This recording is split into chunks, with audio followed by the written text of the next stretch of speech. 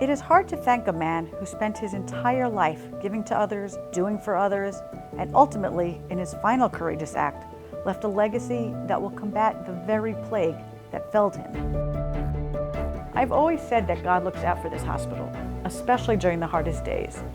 It seemed this time he had sent a humble yet heroic angel to do his bidding. Jerry was one of the most humble, generous, giving people a best friend could ever have. He was a good friend. He was a very dedicated person. He was dedicated to his Yiddishkeit. He was dedicated to his community. He was dedicated to his patients and to his family and friends. Jerry was my role model. He was ethical and professional in all aspects of his life. And quietly, he was a very charitable man, all while battling secretively cancer. Jerry's surprise passing reverberated painfully throughout his Upper West Side community. Shortly after, we received notice that Shaare Zedek had been designated as the residuary beneficiary of his estate. Honestly, at the time, we had no idea what that meant. I will never forget the day I learned the true extent of what Shaare Zedek would be receiving. I got a call from the estate's attorney. She was calling to discuss some things that needed to be completed in order to move forward with distributions. When she said the number, I quite literally stopped in my tracks, sat down on a bench across from the Museum of Natural History, and had her repeat the number again.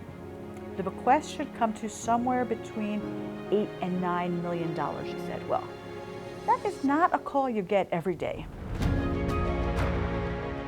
Shaare Zedek was very, very special to Jerry. He really felt that he needed to give something to the people of Israel. It's more than just he was a Zionist. The people of Israel have a special merit living in the land of Eretz Yisrael, and Jerry felt that just by living there, they deserve to have this type of benefit.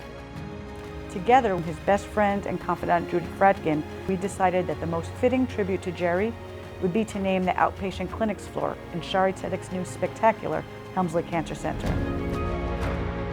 I was proud to be present last year at the dedication of the new Dr. Jerry Gross Outpatient Cancer Clinic. His funding of this will continue his legacy of helping people, fighting cancer, and supporting Israel. I learned from his dedication to his Yiddishkeit, to his family. You know, I feel like he's on my shoulder and I can almost picture him. And that wasn't just a soundbite, and his legacy was large.